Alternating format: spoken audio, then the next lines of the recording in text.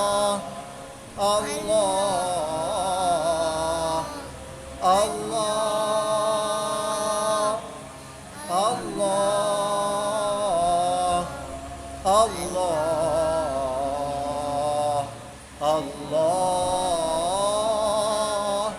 الله الله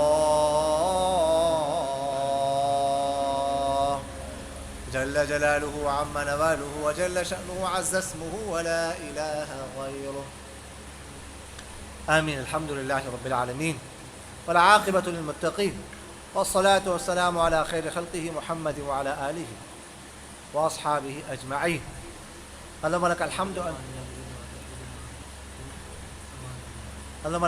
أنت رب السماوات والأرض ومن فيهن، ولك الحمد أنت قيوم السماوات والأرض ومن فيهن، ولك الحمد أنت نور السماوات والأرض ومن فيهن.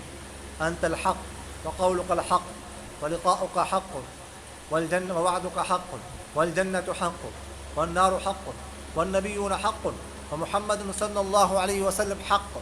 اللهم لك أسلمنا وبك آمنا وعليك توكلنا وإليك أنبنا وبك خاصمنا وإليك حاكمنا. اغفر لنا ما قدمنا وما أخرنا وما أسررنا وما أعلنا. أنت إلهنا لا إله إلا أنت. یا اللہ الجلال والاکرام ہمارے تمام صغیرہ کبیرہ گناہوں کو معاف فرما. یا اللہ الجلال والاکرام ہمارے تمام لغزشوں سے، تمام کمیوں سے، تمام کوتاہیوں سے، تمام غفلتوں سے درگزر فرما. یا اللہ الجلال والاکرام میں جو قرآن پاک کا ترجمہ کیا گیا، تفسیر کی گئی، جو باتیں کی گئی ہیں، یا اللہ الجلال والاکرام میں ان پر ہمیں عمل کرنے کی توفیق نصیب فرما. اپنے کلام قرآن پاک کی فہم و سمجھ کی توفیق نصیب فرما. اس میں غور و فکر کرنے کی توفیق نصیب فرما. اس کو ہمارے لیے ہدایت کا ذریعہ بنا دیجیے. ہمیں اسے ہدایت حاصل کرنے کی توفیق نصیب فرما. یا اللہ الجلال والاکرام جو لوگ بیمار ہیں ان سے شفاء کاملہ عاجلہ مستمر نصیب فرما. امان اللہ بھائی بیمار ہیں، ان کے لیے دعا کیجیے. یا اللہ الجلال والاکرام ان کو شفاء کاملہ عاجلہ مستمر عطا فرما، صحت کاملہ نصیب فرما. یا اللہ الجلال والاکرام مجاہدین کے مدد نصرت فرما، مجاہدین کو فتح غلبہ کامیابی کمال نصیب فرما.